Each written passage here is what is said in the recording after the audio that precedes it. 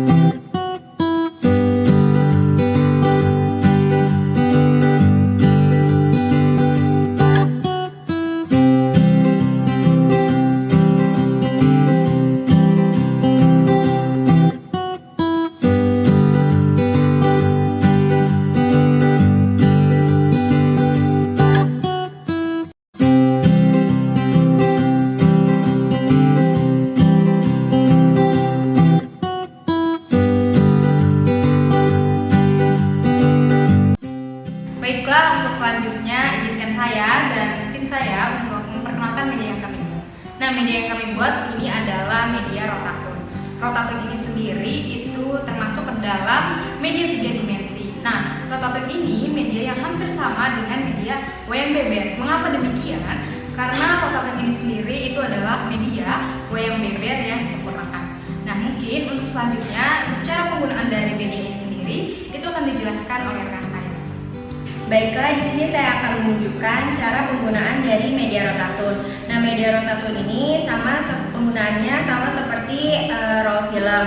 Nah, jadi kita tinggal memutar pipa sebagai pegangannya. Nah, guru nanti tinggal menyesuaikan materi yang akan dipresentasikan. Nah, untuk selanjutnya, untuk fungsinya mungkin akan dilanjutkan oleh rekan saya. Baik, di sini saya akan menyampaikan dari fungsi media pembelajaran yang menggunakan Rotatun. Rotatun ini berfungsi untuk membantu siswa memahami dan memperoleh media tertentu. Dan Rotatun ini dibuat sebagai alat untuk memfokuskan anak-anak dengan materi tertentu agar materi tersebut lebih berkualitas. Selanjutnya akan dilanjutkan oleh rekan saya terkait hakikat ruang. Baiklah, di sini saya akan membahas mengenai hakikat ruang. Ruang adalah tempat tinggal manusia yang meliputi ruang darat, laut, udara, beserta sumber daya yang ada di dalamnya. Unsur pembentuk ruang ada 4. Yang pertama, tanah.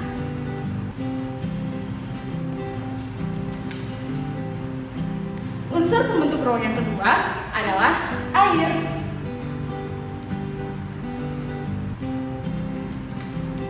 Unsur pembentuk ruang yang ketiga adalah udara. Dan unsur pembentuk ruang yang keempat ada sumber daya. Sumber daya terdiri dari sumber daya alam, sumber daya manusia,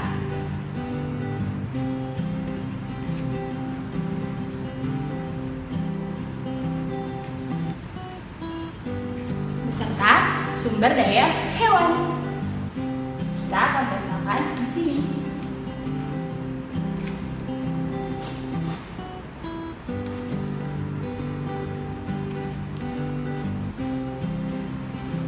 Selanjutnya akan dibahas mengenai materi hakikat waktu.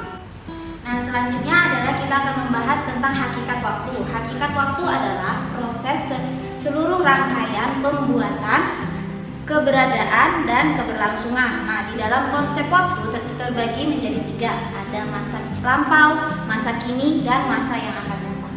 Nah, ini adalah salah satu contoh dari masa lampau. Kemudian ada pembendanya yang bisa menggambarkan masa lampau, salah satunya adalah kentongan. Kemudian setelah kentongan berkembang menjadi telepon.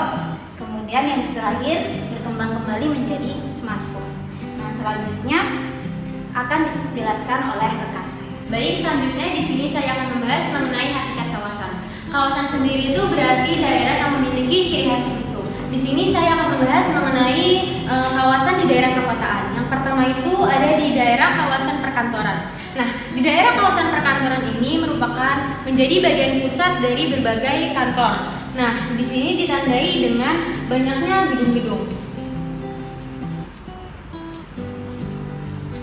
Oke. Nah, selanjutnya yaitu ada di kawasan perindustrian. Nah, perindustrian di sini merupakan kawasan yang dijadikan pusat berbagai industri. Contohnya dari berbagai bidang, dari bidang makanan hingga bidang pakaian. Nah, ciri dari kawasan industri sendiri ini terdapat beberapa gedung pabrik. Dan selanjutnya itu yang ketiga ada kawasan permukiman. Kawasan permukiman itu merupakan kawasan yang dijadikan tempat di suatu masyarakat untuk bermukim. Nah, ciri dari kawasan permukiman itu ditandainya dengan banyaknya rumah-rumah warga. Dan yang terakhir yaitu kawasan di hutan. Nah, kami mengambil contoh dari kawasan hutan lindung. Baiklah, mungkin cukup sekian media Rotatun yang dapat kami persembahkan. Kurang lebihnya kami mohon maaf. Wassalamualaikum